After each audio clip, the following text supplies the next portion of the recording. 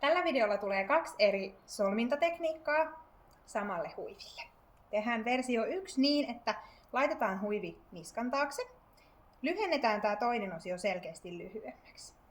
Sitten viedään niskan takaa ja tuodaan tämä takaosio kaiken alta. Täältä silmukasta läpi. Sitten asetellaan. Näin. Ja sitten tehdään toinen versio. Eli avataan huivi. Viedään uudelleen niskan taakse ja lyhennetään taas toinen osio lyhyemmäksi, mutta tuodaan se ristiin tänne.